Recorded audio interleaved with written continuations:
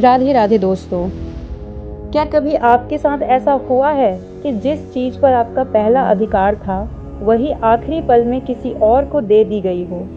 ज़रा कल्पना कीजिए, आप किसी विशाल साम्राज्य के सबसे बड़े राजकुमार हैं। बचपन से आपको यही सिखाया गया कि एक दिन हस्तिनापुर का सिंहासन आपका होगा, लेकिन राज्याभिषेक के दिन पूरा राज्य दरबार आपके सामने आपके छोटे भाई के सर पर राजमुकुट रख देता है। क्या यह न्याय था या धर्म के नाम पर किया गया सबसे कठोर निर्णय?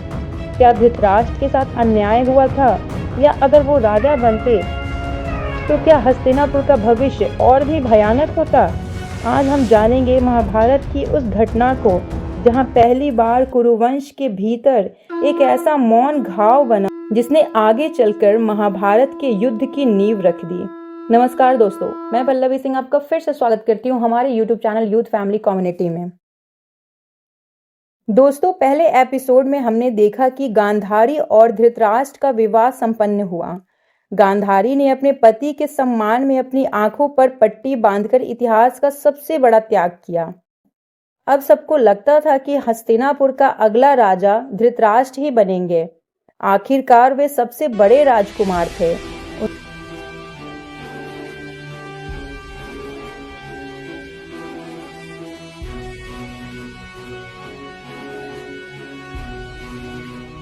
उनकी शिक्षा पूरी हो चुकी थी। वे गदा युद्ध में अत्यंत बलवान थे, हजारों हाथियों के बराबर शक्ति रखते थे।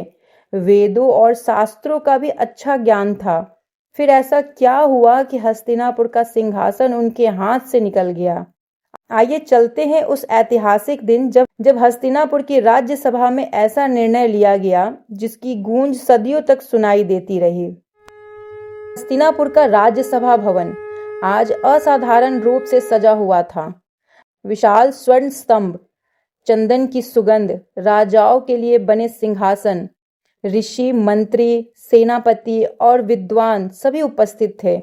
आज का विषय केवल एक था, हस्तिनापुर का अगला राजा कौन होगा। सभा में गहरा मौन था। सभी की नजरें गंगापुत्र भीष्म पर टिकी हुई थी, क्योंकि आज जो निर्णय होने वाला था वह केवल एक व्यक्ति का भविष्य नहीं, पूरे आर्यवर्त का भविष्य तय करने वाला था। उधर धृतराष्ट्र भी अपने कक्ष में बैठे थे। वे शांत दिखाई दे रहे थे, लेकिन उनके हृदय में आशा की एक किरण थी। उन्होंने जीवन भर अपने अंधेपन को अपनी कमजोरी बनने नहीं दिया था।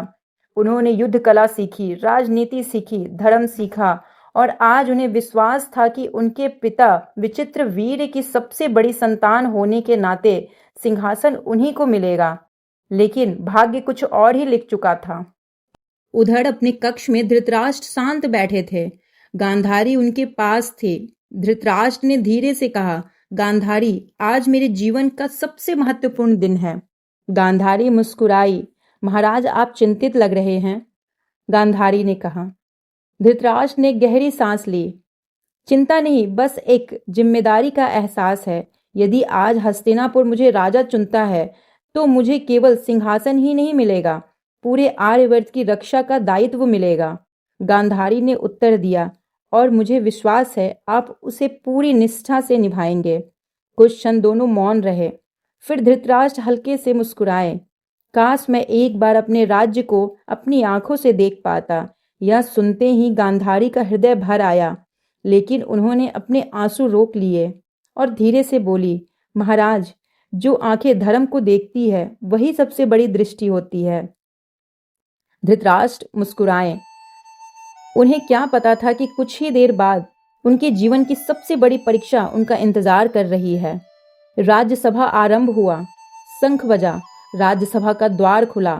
एक एक करके मंत्री, ऋषि, सेनापति, राज्य परिवार के सदस्य और अंत में गंगापुत्र भीष्म सभा में प्रवेश करते हैं। पूरा दरबार उनके सम्मान में खड़ा हो जाता है। भीष्म अपने स्थान पर बैठते हैं। उनके चेहरे पे गंभीरता साफ दिखाई दे रही थी, क्योंकि वे जानते थे आज उन्हें एक ऐसा निर्णय लेना है जिससे चाहे जो भी बने, किसी न किसी का हृदय अवश्य टूटेगा। उसी समय माता सत्यवती भी सभा में पहुंची। उन्होंने सभा की ओर देखा, फिर धीरे स्वर में कहा, आज का निर्णय केवल वर्तमान के लिए नहीं, आने वाली पीढ़ियों के लिए होगा। पूरा दरबार शांत हो गया। दोस्तों, यहीं से शुरू होती है महाभारत की सबसे महत्वपूर्ण राजनीति घटना। सभा में गहरा मौन छा गया। सभी की नजरें गंगापुत्र भीष्म पर पड़ी। भीष्म धीरे धीरे अपने स्थान से उठे। उनके चेहरे पर वही गंभीरता थी जिसने जीवन भर उन्हें धर्म का रक्षक बनाए रखा। उन्होंने सभा की ओर देखा और कहा, आज हम केवल एक राजा का चुनाव नहीं कर रहे, आज हम हस्तिनापुर का भविष्य चुन रहे हैं। भावनाओं से नहीं, राजधर्म से लिया जाएगा। इतना सुनते ही सभा में हलचल होने लगी। एक वृद्ध मंत्री उठे और बोले, गंगापुत्र, इसमें विचार कैसा? युवराज धृतराष्ट्र बड़े हैं, जन्म के अनुसार पहला अधिकार उन्हीं का है।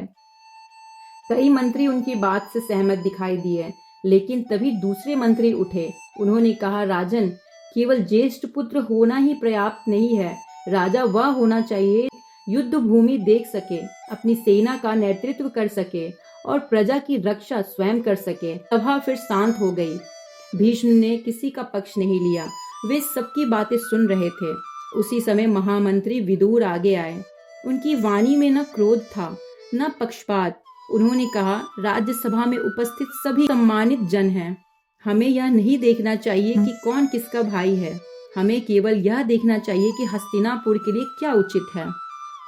फिर उन्होंने एक प्रश्न पूछा, यदि सीमा पर शत्रु आक्रमण कर दे और राजा स्वयं युद्ध भूमि का निरीक्षण ना कर सके, तो क्या वह अपनी सेना का उचित नेतृत्व कर पाएंगे? सभा में बैठे कई सेनापति ने धीरे धीरे सिर झुका दिया, क्योंकि प्रश्न कठिन था लेकिन वास्तविक था।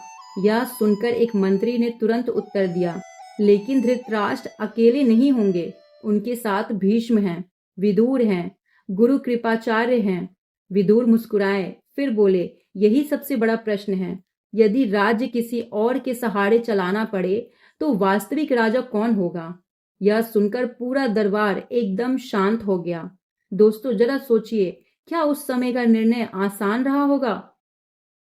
एक तरफ सबसे बड़े पुत्र का अधिकार, तो दूसरी तरफ पूरे राज्य की सुरक्षा। भीष्म ने गहरी सांस ली। उनकी आंखों में पीड़ा साफ दिखाई दे रही थी। उन्होंने कहा, धृतराष्ट्र मेरे पुत्र समान है।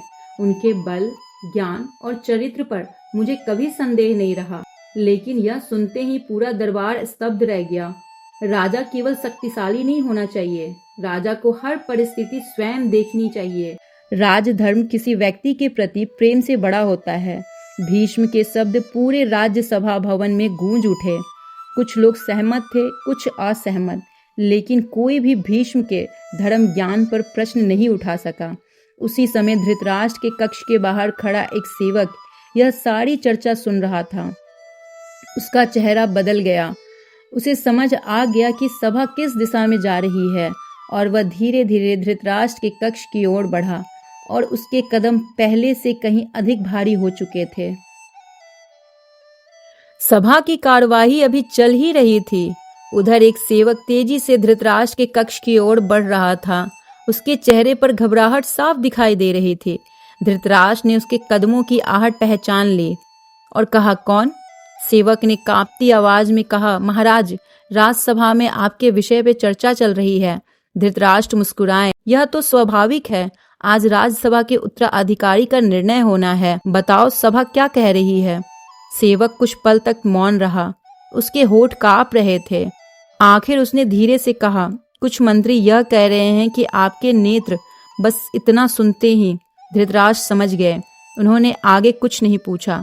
कमरे में गहरा सन्नाटा छा गया। उधर राज्यसभा में भीष्म ने अंतिम निर्णय सुनाने के लिए सभा की ओर देखा।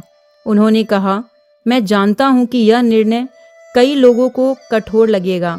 मैं धृतराष्ट्र से स्नेह रखता हूं, उनकी योग्यता पर मुझे कोई संदेह नहीं है, लेकिन राजधर्म व्यक्ति से बड़ा होता है।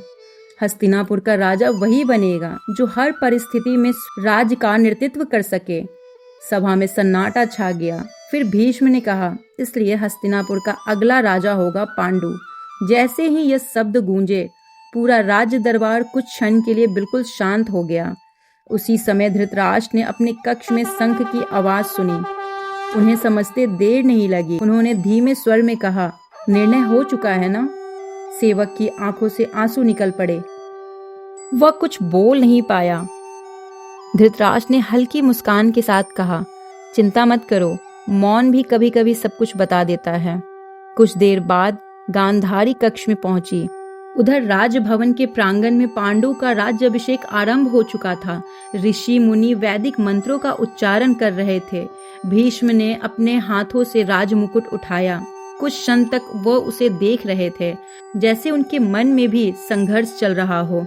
फिर उन्होंने वह मुकुट पांडु के सर पर रख दिया। पूरे हस्तिनापुर में जय जयकार गूंज उठा, महाराज पांडु की जय। लेकिन उसी महल के एक कक्ष में एक ऐसा हृदय मौन था जिसकी पीड़ा किसी ने नहीं सुनी। दोस्तों, यहीं से धृतराष्ट्र के भीतर एक ऐसा घाव बना जो समय के साथ भरने के बजाय और गहरा होता गया। उन्होंने कभी भीष्म का विरोध नहीं किया, कभी पांडु से ईर्ष्या भी नहीं दिखाई, लेकिन मन के किसी कोने में एक प्रश्न हमेशा जीवित रहा, यदि मैं अंधा नहीं होता तो क्या आज मैं हस्तिनापुर का राजा होता? महाभारत हमें यही सिखाती है कि कई बार जीवन में लिया गया सही निर्णय भी किसी के मन में ऐसा दर्द छोड़ जाता है जो आने वाले वर्षों में पूरे इतिहास की दिशा बदल देती है। सभा समाप्त हो चुकी थी। राजमुकुट अब पांडु के मस्तिष्क पर सुशोभित हो रहा था।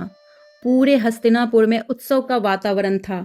शंख बज रहे थे, नगाड़े गूंज रहे थे, प्रजा अपने नए राजा का स्वागत कर रही थी।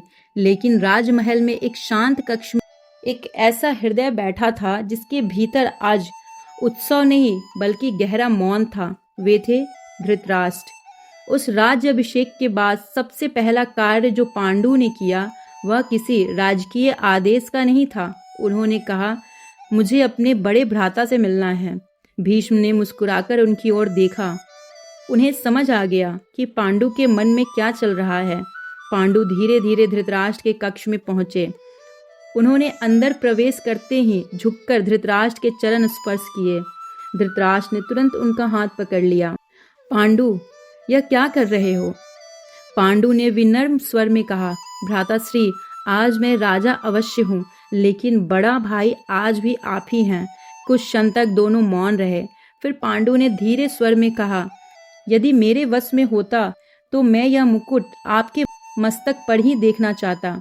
धृतराष्ट्र ने हल्की मुस्कान के साथ उत्तर दिया, नहीं पांडु, आज जो हुआ वह हस्तिनापुर के हित में हुआ है। राजा का धर्म उसके व्यक्तिगत सुख से बड़ा होता है। यह कहते समय उसकी आवाज स्थिर थी, लेकिन भीतर का दर्द केवल गांधारी समझ पा रही थी। गांधारी धीरे से आगे बढ़ी और उन्होंने कहा, महाराज, मनुष्य की सबसे बड़ी शक्ति उसका पद नहीं, उसका चरित्र होता है। आज आपको सिंहासन नहीं मिला, लेकिन यदि आपने अपने मन में धर्म को जीवित रखा है तो इतिहास आपको सम्मान से याद करेगा। धृतराष्ट्र ने कोई उत्तर नहीं दिया, लेकिन उन्हें केवल सिर झुका लिया। उसी समय भीष्म भी वहां पहुंचे। उन्होंने धृतराष्ट्र के कंधे पर हाथ रखा। कुछ क्षण तक दोनों के बीच कोई शब्द नहीं बोले गए। फिर भीष्म ने कहा, पुत्र, यदि आज मैंने केवल स्नेह देकर निर्णय लिया होता तो मैं भीष्म नहीं कहलाता। मैंने तुम्हारा अधिकार नहीं छीना, मैंने राज्य धर्म निभाया। धृतराष्ट्र ने शांत स्वर में उत्तर दिया, पितामह, मैं आपके निर्णय का सम्मान करता हूँ, लेकिन मैं भी मनुष्य हूँ और मनुष्य का हृदय कभी कभी धर्म से पहले दुख महसूस करता है। भीष्म की आंखें नम हो गई। उन्होंने पहली बार महसूस किया कि राजधर्म निभाने की कीमत कभी कभी अपने ही प्रियजनों के आंसुओं से चुकानी पड़ती है। तो दोस्तों, यहीं से धृतराष्ट्र के जीवन का एक नया अध्याय शुरू हुआ। उन्होंने विद्रोह नहीं किया, उन्होंने पांडु का विरोध नहीं किया, लेकिन उनके हृदय में जो पीड़ा उस दिन जन्मी वह समय के साथ समाप्त नहीं हुई और आगे चलकर यही पीड़ा अपने पुत्र दुर्योधन के प्रति अत्यधिक मोह का कारण बनी। महाभारत हमें यही सिखाती है, जब मन का घाव समय रहते नहीं भरता तो वह केवल एक व्यक्ति को नहीं, पूरे परिवार को प्रभावित कर सकता है। लेकिन क्या पांडु जीवन भर हस्तिनापुर के राजा बने रहे? राजा बनने के कुछ समय बाद उन्होंने पूरे आर्यवर्त में दिग्विजय की और फिर वन में शिकार करते समय एक ऐसा तीर चला जिससे केवल एक ऋषि का जीवन ही नहीं बल्कि स्वयं पांडु का भविष्य भी बदल गया। आखिर पांडु को कौन सा भयानक श्राप मिला? और क्यों उन्हें राज्यपाट छोड़कर वन में जाना पड़ा, यही जानेंगे हम अगले एपिसोड में। यदि आपको ये कथा पसंद आई है तो वीडियो को लाइक करें और अपने परिवार के साथ इसे साझा करें। आपने हमारे चैनल को सब्सक्राइब नहीं किया है तो यूथ फैमिली कम्युनिटी को सब्सक्राइब करें हमारे अगले एपिसोड के लिए। कमेंट में जय श्री कृष्णा अवश्य लिखें। हम फिर मिलेंगे महाभारत के अगले अध्याय के साथ। जय श्री कृष्णा।